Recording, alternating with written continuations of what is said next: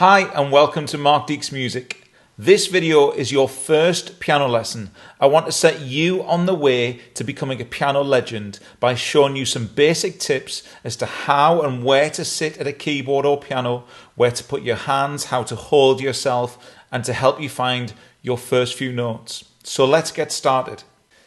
Depending on what kind of piano or keyboard you've got in front of you, you might find that there are a different number of notes.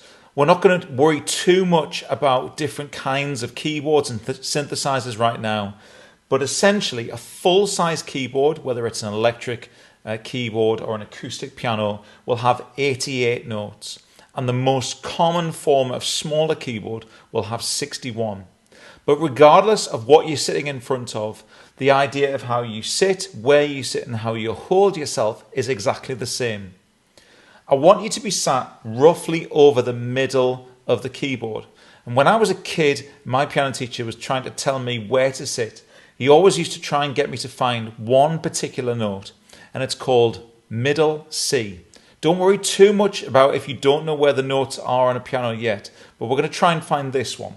A C is a white note just to the left of a pair of black notes. And if you look on the piano, we can find more than one of these. See how the black notes go in a pair, then a three, then a pair, then a three. The one that's just to the left of the pair, that's a C. And so we want you to find the C that's nearest to the middle of the piano. Commonly, it's not quite in the middle. Particularly if, like this piano, you might be able to see there's a little key hole here, and it's just off to the side of that, but it'll be the one that's closest to the middle of the keyboard, and that's called middle C. So in terms of how to sit, it might vary depending on whether you've got an acoustic piano or whether you've got an electric piano on some kind of keyboard stand, but you want your knees to be a little bit under the keys, and you want also to be sat nice and straight. I'm terrible for slouching a bit, so if you ever see me slouch at the keyboard, I'm really, really sorry. That's just a force of habit. I don't want you to get into the same habits. So try and keep your spine nice and straight, sit in a nice, relaxed way with your knees under the keyboard a little bit, and your nose, which is what my piano teacher used to say to me when I was a kid, over the top of middle C. So then we come on to what we're going to do with your arms and your hands. Now it's really, really easy when you're not used to doing this to let your arms slouch because you're not used to holding your arms and your wrists out in front of you. And it's really easy to let them slouch and let the wrists drop a little bit below the height of the keys. I want you to really watch out for that. It's a bad habit to get into at the beginning of learning to play the piano. So I want you to imagine that there's a line coming out of the top of the keys, continuing at that height.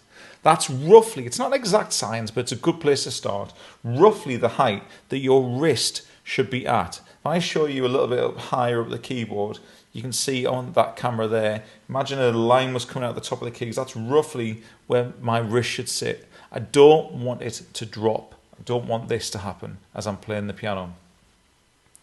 So my wrist is going to be at about that height, and my hand is going to pretend like I've got a ball in it, probably about the size of a tennis ball, because I want your fingers to be slightly curved. I don't want them to hook. I don't want them to be flat. It's really important. It's difficult to move around the piano if you play with flat fingers. I want them to be lightly curved so that the tips of your fingers touch the keys and your wrist is about at the height of the top of the white keys.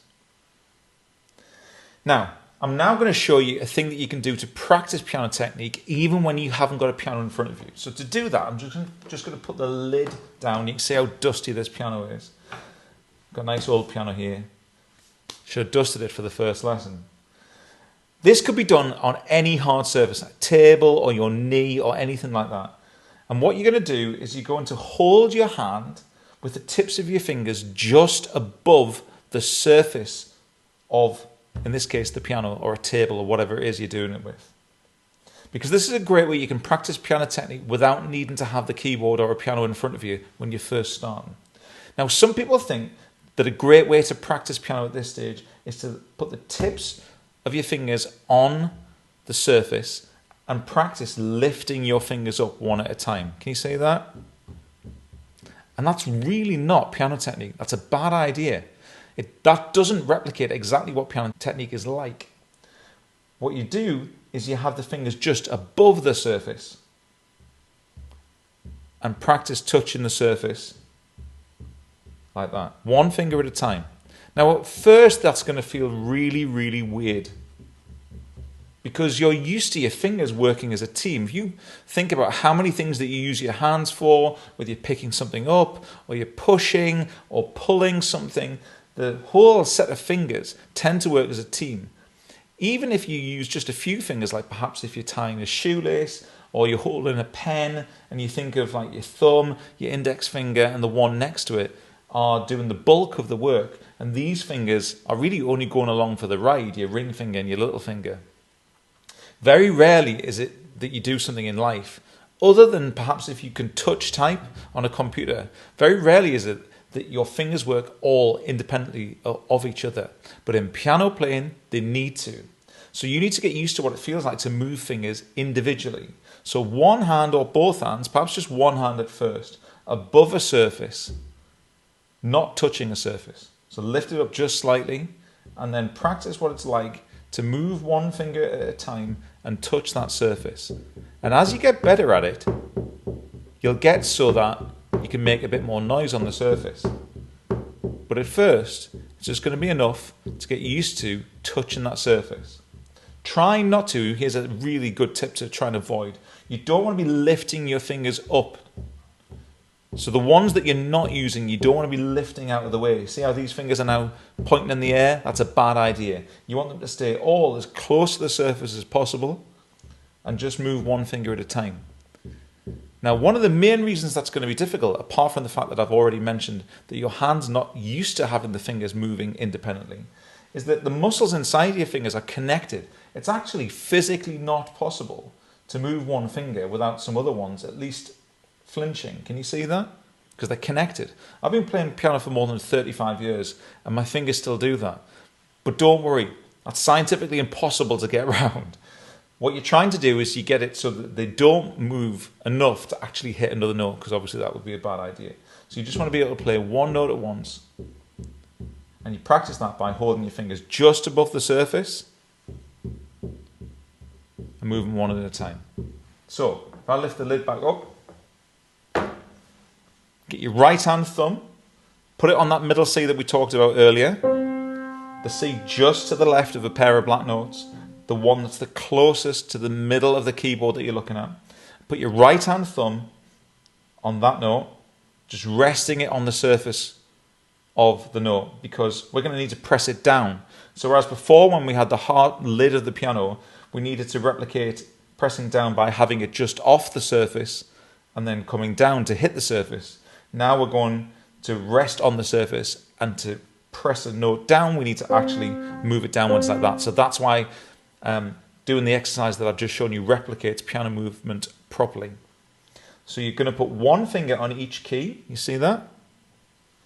Starting with your right hand thumb on the C, and then your index finger on the next note to it, which is a D, your middle finger on the next note to it, which is an E, your ring finger on the next note to it, which is an F, and then your little finger on the next note to it, which is a G. And all I want you to do, you have to get used to the fact this isn't going to sound necessarily very spectacular music-wise when you first start, is to practice one note at a time.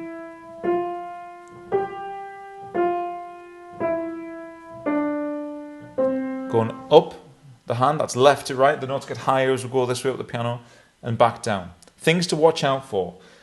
Your brain is probably going to want to try and help, that's help in inverted commas, by lifting the other fingers out of the way, the ones that you're not using. That's what I mentioned before. We don't want the fingers that you're not using to point to the sky like that. You see that? We want to keep them next to the keys, because the closer they stay to the keys, and the smoother the movement from one note to the next, the more chance of playing fast eventually. But for now, speed is really unimportant. You're getting used to the physical sensation of moving one finger at a time on one note at a time. If you get bored of the sound of it there, you can put it anywhere you like on the piano.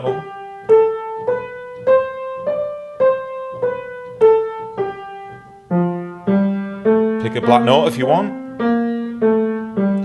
Anywhere you like on the piano. If you get bored of the sound of playing in one place at a time, but it's a good place to start for reasons that will become apparent later. It's a good place to start with your right hand, with a thumb on the C. That's even if you're left-handed. I realise that's unfortunate for some of you, but I'm just the messenger boy here to help you.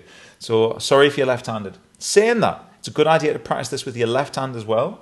So to do that, you would find the next C down. So again, a C is the white note to the left of two black notes. Put your little finger of your left hand on that one, because now we've got left to right again. So now it's the little finger that's on the C, the ring finger there that's on the D, middle finger that's on an E, index finger on an F, and thumb on a G, and do exactly the same exercise.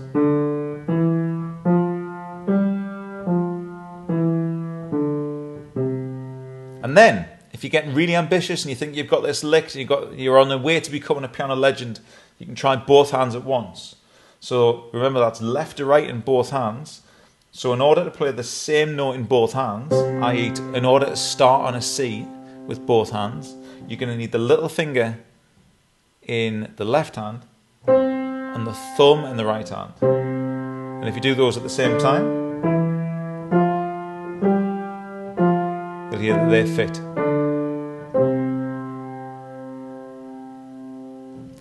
And that's how you get started to becoming a piano legend. So let's quickly recap what we've got so far.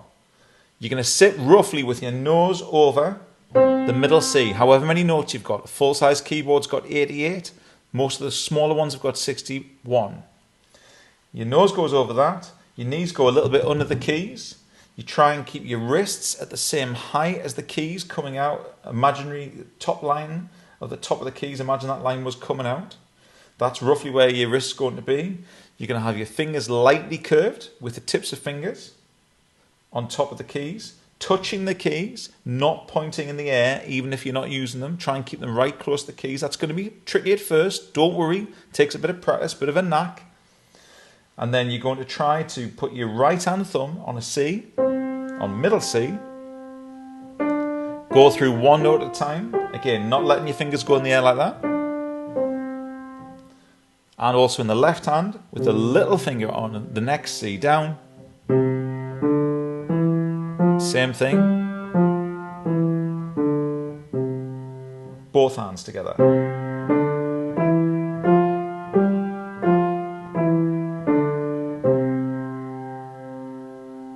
And if you get bored, you can stick it anywhere you like on the piano. Experiment, fine by me, get used to that, but try and keep the shape right, the posture right, and the finger technique right, to make sure that you're not letting the fingers fly in the air even when they're not being used. And don't be put off if that feels a bit tricky. So, thanks so much for watching. I hope that helps.